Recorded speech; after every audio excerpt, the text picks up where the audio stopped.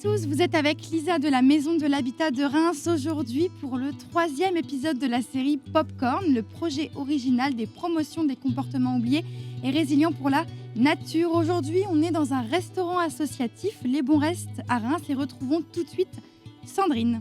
Bonjour Sandrine. Bonjour. Est-ce que tu peux déjà te présenter et présenter justement la structure dans laquelle on est aujourd'hui ? Oui, alors je suis Sandrine, je suis cofondatrice de l'association Les Bons Restes et je suis aussi salariée au poste de coordinatrice. Et donc ici, on est dans le local des Bons Restes, dans lequel notamment on a notre restaurant associatif. Vous privilégiez justement les achats en vrac et en gros volume. Est-ce que vous pouvez justement nous en dire plus ? Oui, alors effectivement, dans notre démarche, on travaille avec des fournisseurs qui sont en capacité de nous fournir des produits en grosse quantité et en vrac pour limiter les emballages, les suremballages. Et donc, au-delà des denrées alimentaires, on a aussi toutes nos denrées d'hygiène, donc typiquement la lessive, le savon, le vinaigre blanc qu'on achète aussi en vrac et en gros volume. Et donc tout ça, ça nécessite d'avoir des endroits pour le stocker, des contenants hermétiques après pour des questions de traçabilité, d'hygiène. Mais on privilégie ça sur nos denrées sèches. Il y a aussi l'achat de denrées locales et biologiques, c'est ça ? Oui, nous, l'objectif de l'association, c'est de sensibiliser à l'alimentation durable. Et donc, dans l'alimentation durable, il y a l'agriculture biologique. Donc, on s'approvisionne en 100% bio et majoritairement en local et en circuit court le plus possible. Donc, pour ça, on travaille avec des producteurs du territoire et avec des magasins de Reims qui sont 100% bio.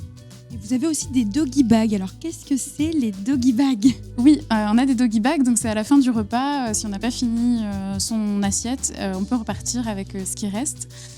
Et nous, la petite particularité, c'est qu'on est sur des doggy bags en verre. On n'achète pas des bocaux spécifiques, c'est des bocaux qu'on peut avoir chez soi, des pots de confiture, des pots le parfait. Et les gens mettent leurs denrées, le reste de repas dedans, ils peuvent repartir avec.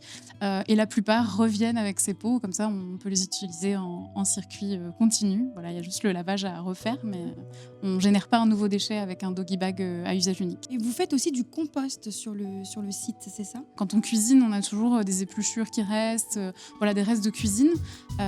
Et nous, on ne cuisine pas de produits d'origine animale, pas de chair animale, donc ni viande ni poisson.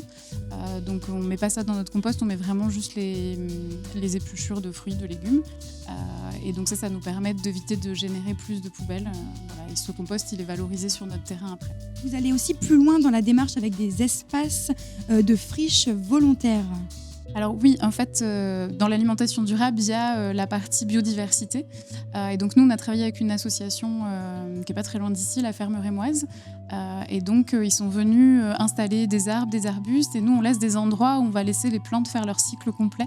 Donc, on ne va pas les couper, on ne va pas tondre trop régulièrement pour laisser la plante faire son cycle entier, produire des graines, nourrir les oiseaux, nourrir les insectes.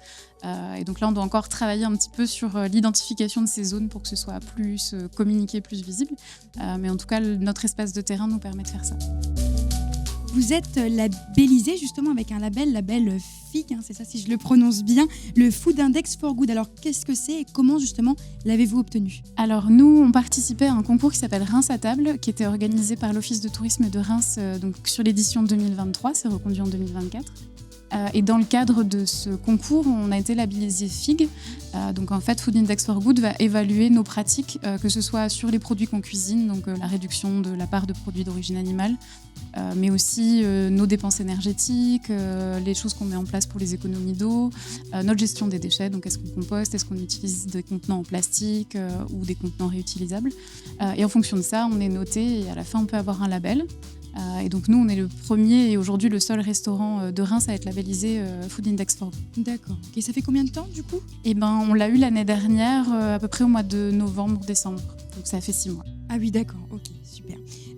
Écoute Sandrine, tu fais officiellement partie des ambassadeurs Popcorn, donc je te remets ton petit badge. Merci beaucoup. Et je te remercie pour cette interview Popcorn. Avec plaisir. Merci Sandrine.